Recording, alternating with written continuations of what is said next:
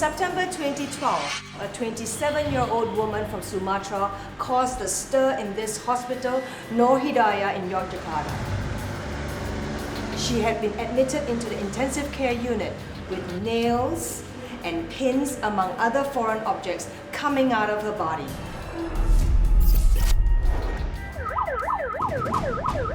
When this patient arrived, she was barely conscious. Her name was Supiati. Both of her legs were badly infected and foreign objects were found lodged within her shins, heels, and feet. She later told the doctor that she has been in this condition for nearly 2 years.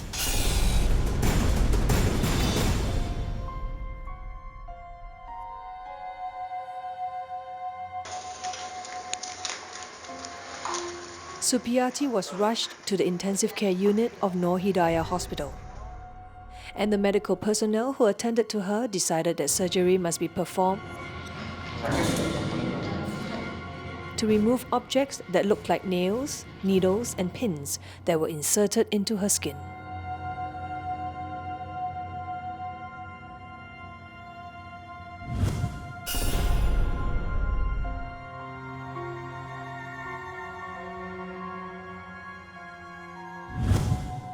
Supiati received proper medical care at the hospital and was treated with great professionalism. They ensured that the wounds were attended to with diligence, but 2 days after the operation, a strange thing happened. Foreign objects like nails and needles were found lodged inside her legs again.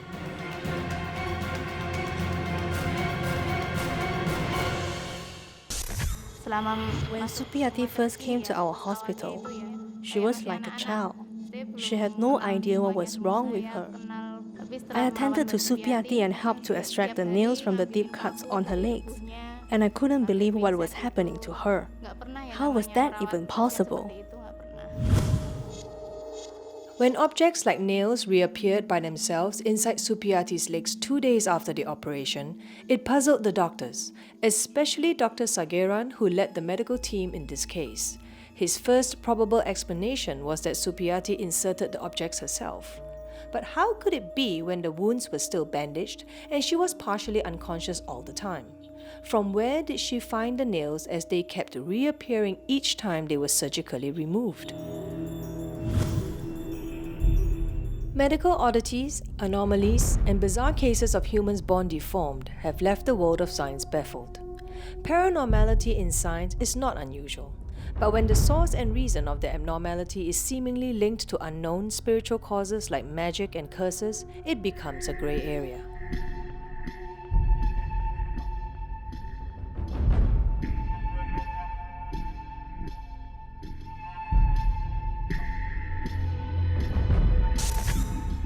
Before we investigate deeper into Supiati's case and find out the real cause of her strange injuries, I will be meeting with Professor Dr. Sharifah Ruhi, a hand surgeon and medical lecturer, to understand more about the science and its relationship with spiritual diseases. Well, medical science is actually based on science. We do not really entertain things that we cannot explain in the medical sense. Paranormal or abnormal activity, that's when we actually say, okay, that's beyond our realm, probably then have to pass it to somebody else. The somebody else would fall under alternative methods of healing? Yes, traditional, or it could be a spiritual healer, or it could be somebody who's more of an expert in such, unexplained phenomena. But in the instance of this research that I have done on this young lady in Yogyakarta, which then makes me ask... So how do we confirm that it's black magic, right? Correct. Medical science would not be able to explain that. So we would have then, we would have examined the patient, taken a history, examined the patient, maybe observed the patient for a while, ultimately come to the conclusion that yes, she's got maybe 100 or 1,000 needles inside. Subsequently, they are removed, and when they repeat the X-ray, they find them again. That would be difficult to explain, right? So then we would say, okay, we do not know what's going on. We cannot explain it. So is beyond our realm.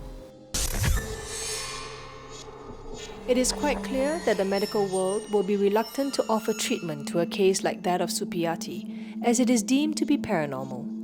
What did Dr. Sagiran of Nur Hidayah Hospital do to further help Supriyati? What really happened to her? Was she attacked by black magic?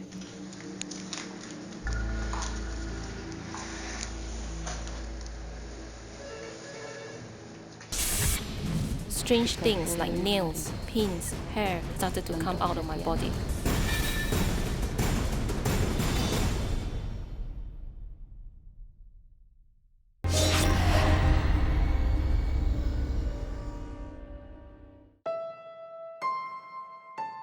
The belief in magic and sorcery are common both in the Eastern and Western cultures for many centuries. What we are witnessing today in Supriyati's case is nothing new, but what I find appealing is how a team of medical experts are crossing the line between science and spirituality to help a fellow human being.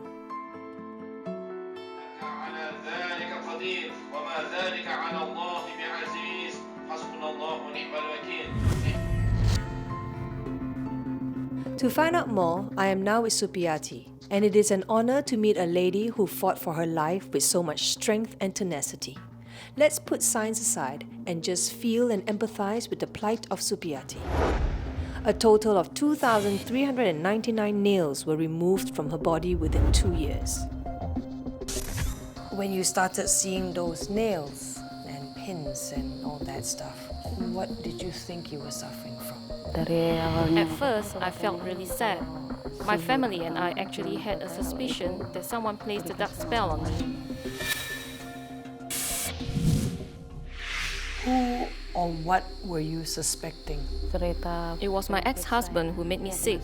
He forced me to marry and threatened me many times. And so 3 years ago, I did marry him out of fear. It started on our wedding day when I fainted and fell ill and never got better. 3 months later, strange things like nails, pins, hair started to come out of my body. When I was very sick and in great pain, he refused to take me for treatment. He only brought me to visit one witch doctor. He said that if I don't listen to him and follow his instructions, he will put more dark magic on me. I was scared, but my family wanted to cure me, and they tried to bring me to meet many healers and to the hospitals, but nothing worked, until my uncle in Yogyakarta intervened and brought me to Hospital Nur Hidayah. What happened for you? I didn't expect that Dr. Sagiran would recommend me to learn a spiritual healing method to protect myself. And this hospital gave me proper medical treatment to heal my wounds when I was rejected by many other hospitals. I am grateful to Dr. Sagiran.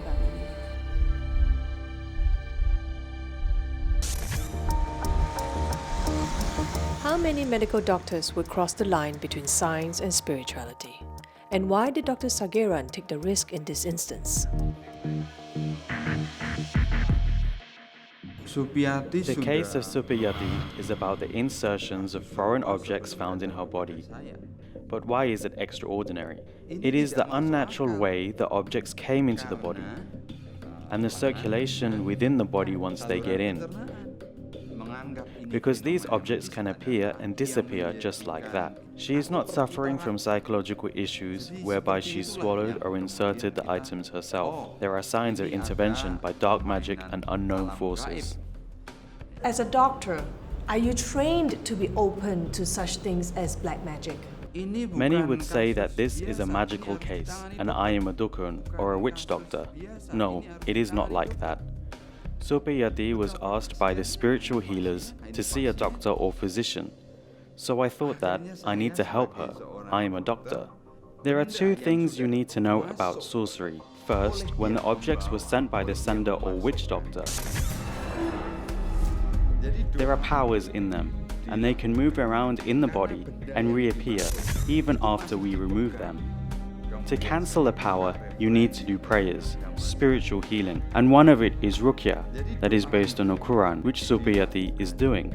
Once the magic is gone, it becomes just an ordinary object that is lodged in the body, that you can see through x-rays, and must be removed surgically, or else there will be infections. So tell me, as a doctor, isn't it my job to perform the surgery to help my patient heal?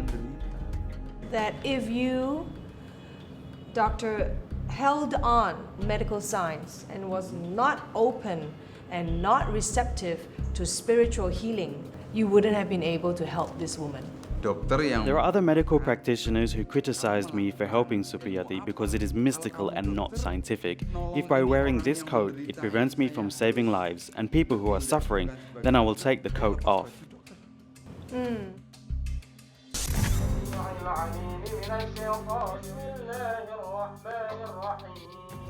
One of the objects that was retrieved from Supiyati's body was a 5-inch nail that she vomited out during a spiritual healing session.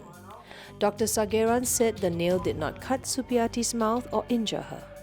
The purpose of such an act is to frighten Supiyati and the people around her so that they will stop helping her. What would you do if you witnessed this yourself?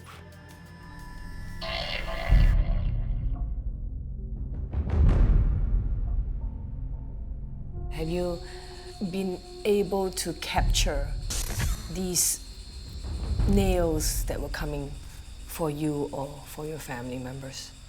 Yes, I've captured pictures and videos of those scary things with my cell phone camera.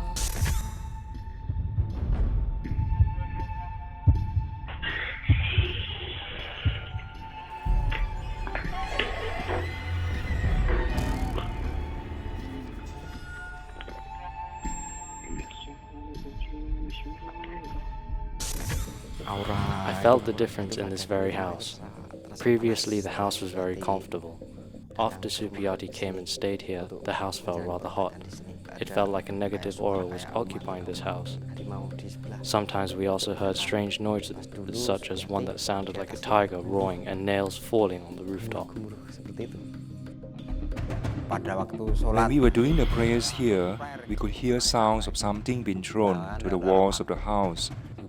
And also, we saw shadows resembling snakes. And I think these shadows were meant to frighten Supiyati. Supiyati also captured pictures of sinister-looking shadows with her cell phone. Today, she no longer sees these shadows nor photographs them.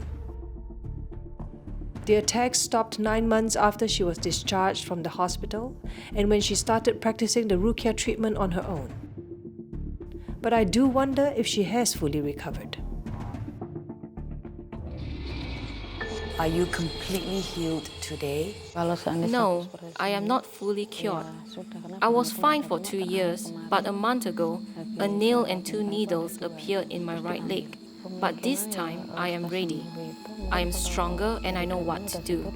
Recently, I also feel something strange in my fingers. They are very hot, like something is burning in them. Although Supiyati confidently said that she is able to handle the spiritual attacks, I personally felt uncomfortable that she was unwell again. As I was talking to her, she also began to feel uneasy and I encouraged her to go to the hospital to find out what was wrong. This is a medical procedure that I cannot do. If these things are not taken out, she will probably die of infections and blood poisoning.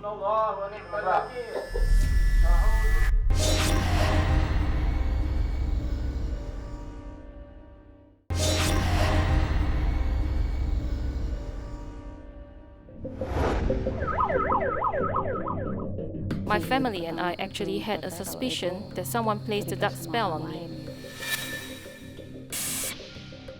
It felt like a negative aura was occupying this house.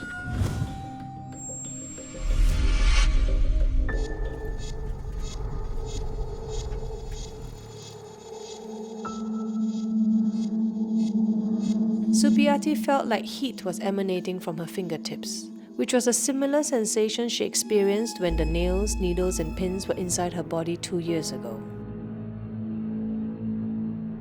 May I know what is wrong with her now, especially the finger? There are tiny strains of unknown objects coming out of the tip of her fingers. They could be fiber and not part of the natural skin. And you can actually feel heat around these areas. Prior to this, a month ago, we removed a nail and 2 needles from her right leg. As I observe unknown objects being removed from Supiati's fingers, I can't help but to wonder how come the spiritual treatment employed by her did not cure her completely. Why was she being attacked again? I am sure there are other types of healing methods and Ruqya is just one of them.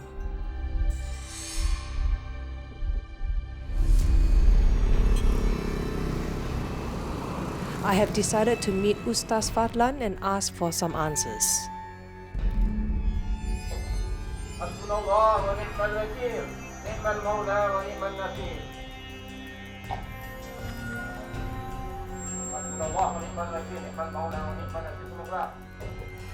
You have to understand the basics of Ruqya.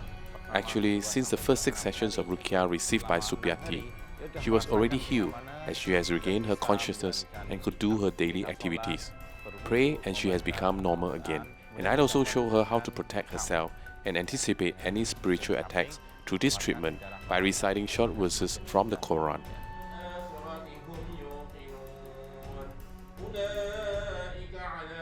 Ruqya does not send the magic back to the requester and the witch doctor who made the spell. It cancels the sorcery that has been put into a patient and makes the patient strong again internally. When Supiati was throwing up, out came a nail that was wrapped with hair, and the hair was wrapping a photograph around the nail. The man in the photograph, he was actually the requester of the magic, not the sender. The sender was the witch doctor. But we shouldn't pay attention to this. We should focus on the healing process. Do you see a future or a brighter future or a more challenging future whereby spiritual healing and medical science is actually put together for a holistic benefit of the patient? In my experience, the relation between spiritual healing and also medical science is interdependent because spiritual healing will need medical assistance. For example, in Supiati's case, she needs to undergo surgery to remove the objects like nails, pins, needles and hair from her body. This is a medical procedure that I cannot do. If these things are not taken out, she will probably die of infections and blood poisoning. So the medical teams needs to be open-minded enough to help someone like Supiati and not treat it like a strained case with no hope and ask them to go to a witch doctor.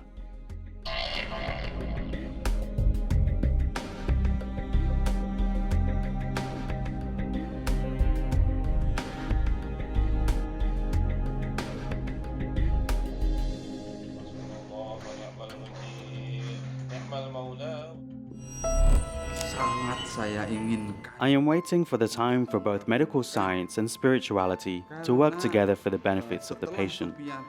Because I pity the patients who suffer so much, especially after experiencing Supiati's case, I see how important it is for science to work with the healers for the betterment and good health of the patient. I hope an independent third party will step up to study and look into this issue soon and provide both scientists and spiritualists with some operational guidelines.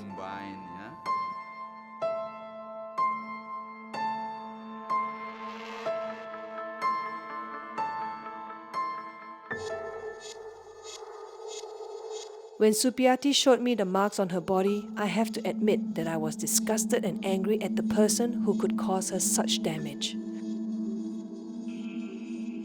Supiati is scarred for life.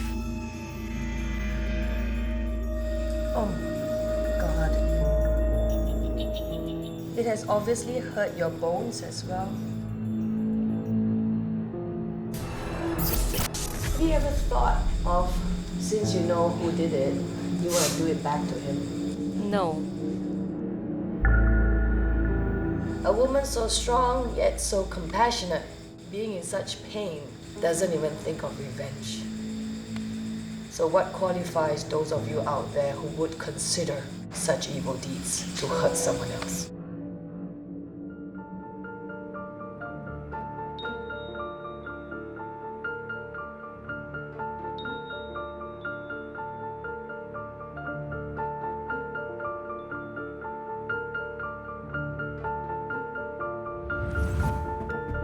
The story of Supiati is indeed shocking. to actually see it for myself, all the physical scars on her body. And what really tugs at my heart, and in fact sometimes even angers me, is the emotional anguish, the physical pains that she has endured through this time and still does till today. From her story, I come to understand, maybe even begin to see that black magic does exist. And it is something that I would tell you should not. And I do not condone people using it. But then again, people who do, it's not about the magic, but the evil intention of man.